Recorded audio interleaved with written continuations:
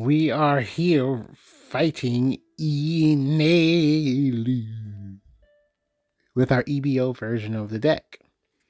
So what do you call it? We added obviously was it Edward Weevil? That guy? We added Weevil to the deck. I really think Doflamingo becomes interesting in OPO7. And you guys probably heard about this all 7 Warlord deck. So no matter what you do, the leader ability, you're just gonna like hit something. I wouldn't be surprised. Like, I feel like you could just throw in some random events in there, because if 90% of the deck is something you're gonna hit, then it doesn't hurt taking a chance, because you probably have a higher probability of an event falling in your hand, or I don't know probabilities, but I was gonna say life, and then everything else is just gonna be 7 Warlord hit. But anyway, we have been in the lab with these decks, really trying to come up with some stuff. We have an interesting king deck. Interesting, I say, because it is what it is when it comes to Moria and Sakazuki. I mean, it feels like if those decks weren't around, One Piece could be One Piece again. It's like, what is a when attacking ability? You'd be lucky if you get to use it. So I'm hoping they can somehow control the amount of board control it's so strong right now. It's so strong. And then I know in order to combat constant board removal, they allow you to swarm more. So there's like cards that are letting you really just put bodies on the board for free. And I believe they want the pace of the game to be faster. A lot of what they're doing seems to be increasing the pace of the game, bringing, people to lethal way faster. So, but it's like when it comes to the board removal and how strong it is under certain leaders and how consistent those leaders are, we see Sakazuki's getting a complete errata. And Moria is bonkers in himself, because as long as he can utilize the trash, anything milling into his trash is essentially just consistent. It just increases the trash is just an extension of his hand. Think of it that way.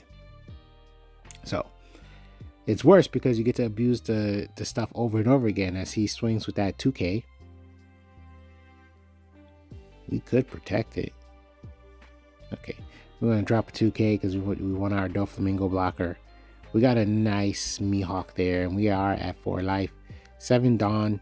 We could attack the Kikunojo aggressively because they're not going to get any effects off of it. Where was I? Yeah. So we've been in the lab. We've been really working it. Oh, that's an interesting top 5. Because essentially, in the perfect world, you got answer, and vision. So we can just start top decking. We can go for the Moria play, get a bigger body out there. Yeah, we didn't swing yet. Okay, yeah, get that Moria on top. And just start drawing into the Borsalinos. Okay, cool. So now, where was I? Yeah, so basically, if the board removal wasn't so strong, I feel like so many decks can just be playable. Debatable on its relevancy, but playable, man. Because you can have a match. You can have a match when you're just like going up against yellow. That's the interesting about yellow. As annoying as it is, it's like it is the best thing to come across if you're trying to test out a deck, because you get to play it. Essentially, you get to kind of play it, and then and then see what happens. But when you take that same deck and you go up against Moria and Sakazuki, you just be happy something stayed on the board. All right, look at that blocker putting in some work. But hopefully we're gonna get a king deck. We'll have a king deck for you guys to see soon enough. Hopefully, right? Trying to make sure it's as stable as possible. That's what we're doing. We don't want to just get a W and then upload it. That's not what we're looking for. Okay, 2K that. And then we hope with whatever recipe we come up with, essentially it can allow everybody to Let's grant that life so that way Kikunojo's effect is still in danger of whiffing. Yeah. That way everybody, when they get their hands on our builds, and they can just bring it to a level that we couldn't bring it to. That's our goal. The community is much bigger than us. So, all right, look at that, options. In fighting games, we call that option select. Because now essentially we could just play Mihawk and get rid of the Big Mom. We're swinging to see if anything happens. Okay, he froze our leader. Then we drop the Big Mom. From the looks of it, if he was to have gotten a trigger and summoned a 4-drop, then we'll just Borsalino that 4-drop. Okay, so it is safe. We no longer have to worry about Kikunojo because we have Borsalino. So if another Kikunojo was to come up, maybe we just bottom deck it. Now here's the fun thing about that rush Enel. Essentially, it helps us avoid triggers. We have a 9k body on the board and two 6ks. We can attack that Enel aggressively. Making him lose cards. And we got two 6ks. Oh, we put a Don on a 9k.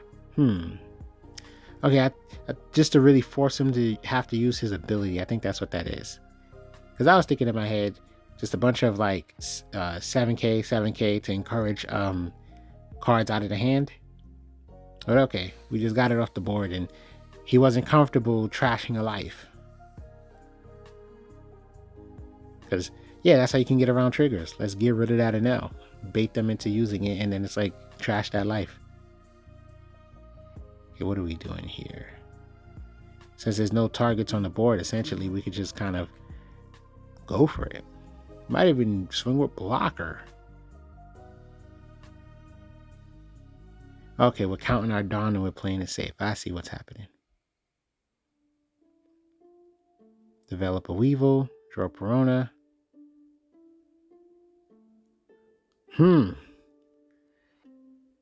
Too bad they won't let you cancel. Because now you have to get rid of either your blocker or a 6k. And we got rid of a 6k.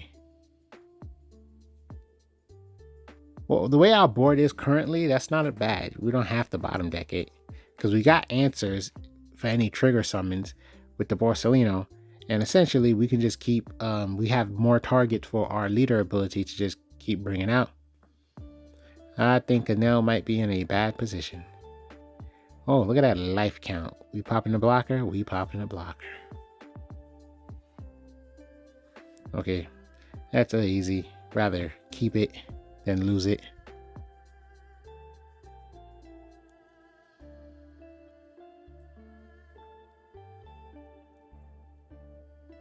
Yeah, I just think a bunch of aggressive attacks would do. 7, what you do? Take or lose? He takes, okay. 9k. Can't really afford to stop that, I should say. So you take, use leader ability.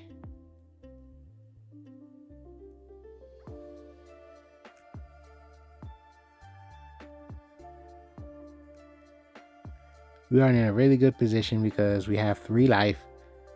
And if he was to even dare play a rush card, it'll be for naught. He chooses to use a trigger ability, drop 2 cards, gain a life. Now, essentially, this is, oh, the Kikunojo. That makes things interesting. And we no longer have enough Dawn for our Borsalino drop. We're still in a great place, though. Keep that in mind. Okay, he doesn't want to go to no life, so he counters out of that.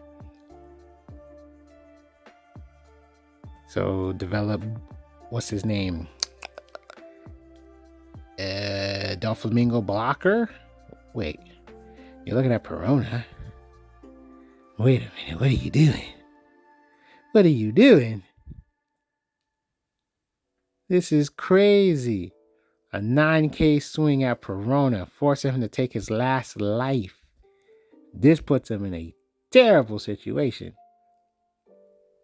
Because unless he's summoning blockers, he lost. Or has an ability to give him a life. But that would be Yamato. And if he plays Yamato, he eats up all his Dawn. And essentially, yeah, he can't even afford to attack board or anything. He'll be done after that because we would have enough counter power. Yeah. Okay, why not? Go for 8. Take. I think this is what it is. Goes for 9. Takes. Oh, reject. Luckily, it goes to our hand. We have plenty of counter power. Let's see what happens. Oh, the alphabet. G. Subscribe to see more, especially that king deck. Give us some time, but it will be dropping. I'm pretty surprised what we gotten with it.